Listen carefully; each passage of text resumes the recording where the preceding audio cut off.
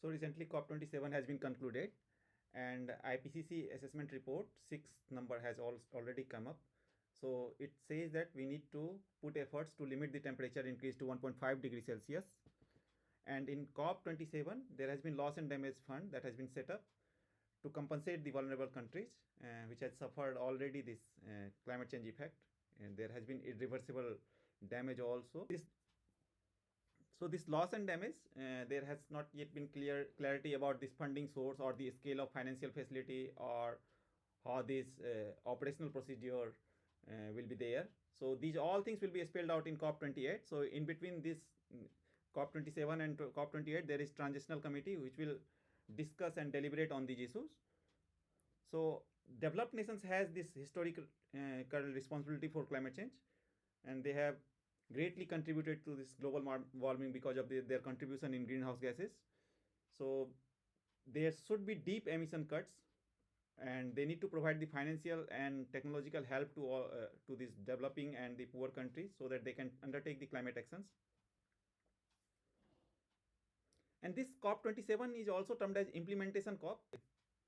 You should remember these three phrases: low emission pathways, phase down of unabated coal, and to the promotion of renewable energy. There has been talk of about phase out of the fossil fuels, but that has been rejected.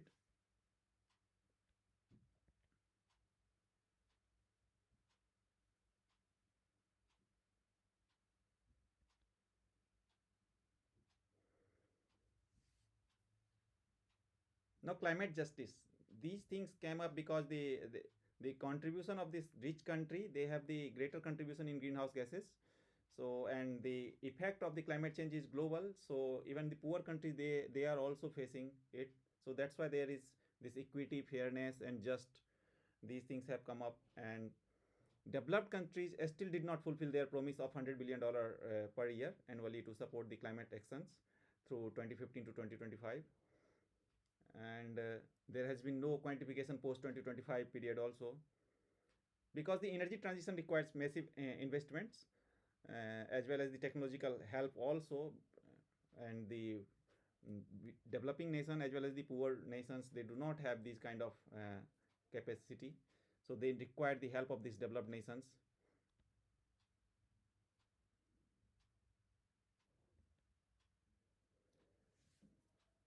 So in case of India energy security, if we see that this India import 90% of oil needs, 60% of natural gas, and 30% of coal requirements.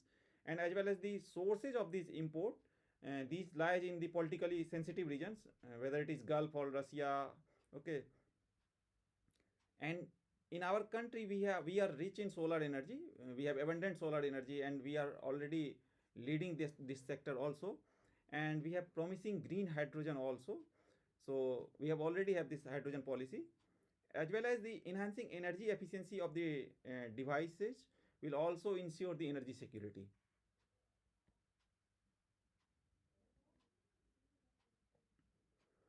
Now this loss and damage fund that has been created in COP27, so it will help the vulnerable nations hit by climate induced extreme weather events. In the recent times, we have seen the frequency as well as the severe disaster that has been increased. Okay, so there has been biggest losses, and in the last decade, 10 most expensive events, expensive disaster has occurred in the almost developed nation, because they have the more expensive assets. So in the recent floods of Pakistan, it has ranked 7th number. And if you will see among top 5, so USA has like first, second, and this fourth, fifth, and third one is the Australian bushfires in the last decade. So this is about Great Nicobar. So there has been this development of this Great Nicobar port. A proposal has been brought out. So there will be a greenfield city, including international container transshipment terminal, as well as the power plant and township. Okay. So this is not for the first time. It was there. The proposal has been first floated in 1970s, because the Great Nicobar has very important for our country to consolidate the Indian Ocean region as well as for our national security. So you see the Great Nicobar is the southernmost uh, part of this Andaman and Nicobar island. Okay, and Indra Point is the southernmost point. So from here, it is less than 150 kilometer to reach this northernmost point of Indonesian archipelago. Okay, and this is equidistant to this Sri Lankan Colombo and this Port Klang of the Malaysia as well as the Singapore. So it is quite close to east-west international trade corridor.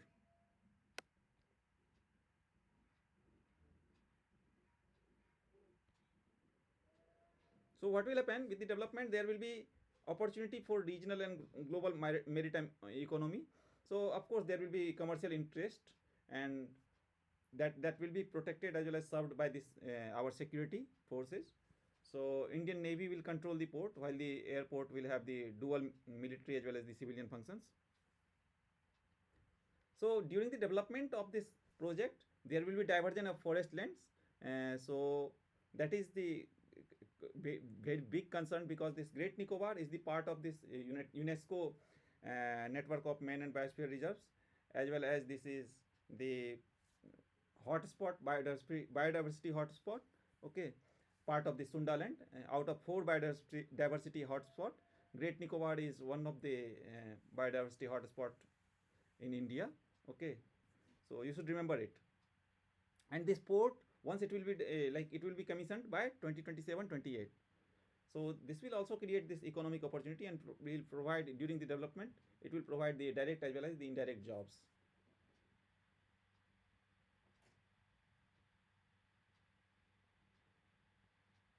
So the Great Nicobar has the area of 910 square kilometers, and Andaman Nicobar overall has 836 islands. Okay, and this Andaman and Nicobar, this is separated by this 10-degree channel that you should remember. It has been asked already in prelims. So this is 150-kilometer wide channel. Okay. Now Leatherback Sea Turtle, this is the Great Nicobar flagship species. So globally it is vulnerable. Okay, and in case of Northeast Indian Ocean subpopulation, the data is deficient as per IUCN. Okay, and in Southwest Indian Ocean, in Southwest Indian Ocean subpopulation, this is critically endangered. This has been provided. It has been provided greatest protection under Schedule 1 of India's Wildlife Protection Act 1972. There are 5 types of sea turtles that is found in India out of 7 sea turtles.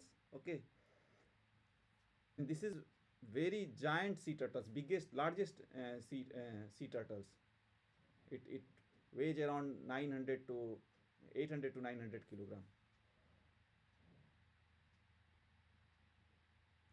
So Great Nicobar has tropical wet evergreen forests, and it has great tourism potential also. So this development will leverage the locational advantage for economic and strategic regions. Okay, and I have already told it is equidistant from Colombo to the southwest, and Port Klang of Malaysia as well as Singapore to the southeast.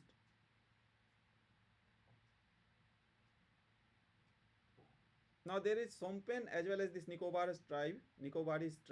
These two are native to this island. So Sompen are hunter-gatherers and depend on forest and marine resources of sustenance. Nicobarese has the much higher population than Sompen. Okay, and they live in tribal reserves.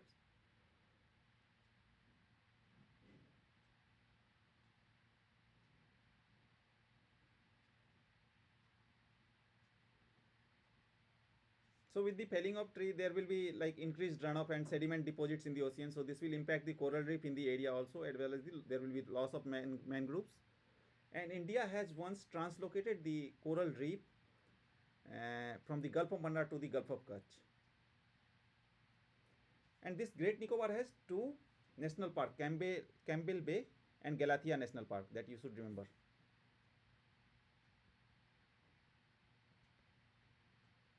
Now this one was Setu Samudram Ship Channel project.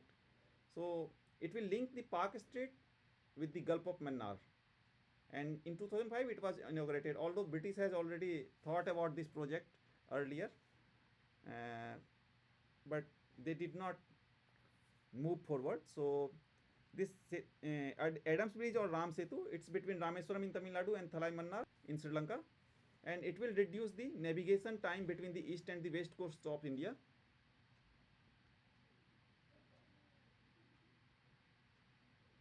So there are three concerns. One is the stability of the proposed channel, other is the environmental impact, and third is the religious group opposing this project due to its religious significance. So stability, why? Because there is impact of waves of higher energy in Parkway. Parkway you can see in the northern part, and southern part you will see this Gulf of Mannar. In between this linear coral bridge, Adams Bridge. So because of this wave and the higher energy, there will be more sediments, and it will become more turbid also. And there has been in the past there has been occurrence of this cyclonic storms also, and that can cause this local sedimentary dynamics. Actually this will go haywire. So the dumping dredged material without harming terrestrial or marine ecosystems, that's also very big challenge. Okay, so once this will be cleared, there will be like ship will move from through it. So emissions from ship or the rogue ships carrying oil or coal, it could cause ecological disasters.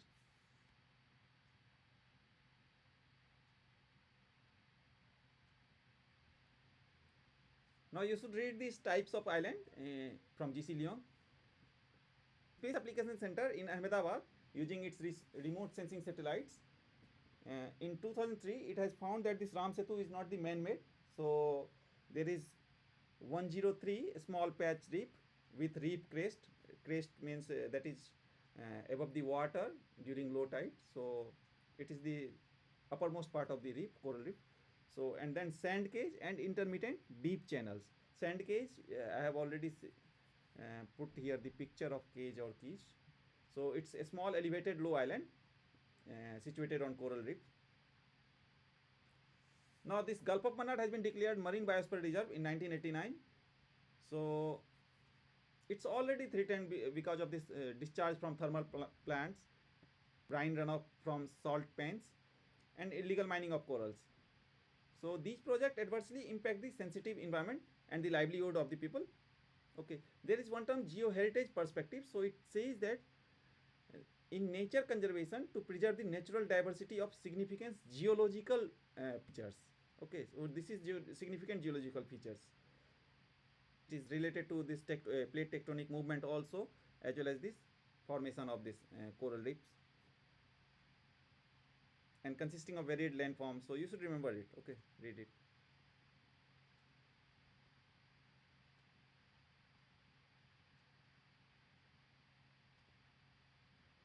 Now there is news in Hindu about olive Ridley turtle annual nesting. So its IUCN status is endangered. Okay, and in Gahir Mata in Kendrapada, Odisha, so there is world's largest rookery nesting sites for olive Ridley sea turtles.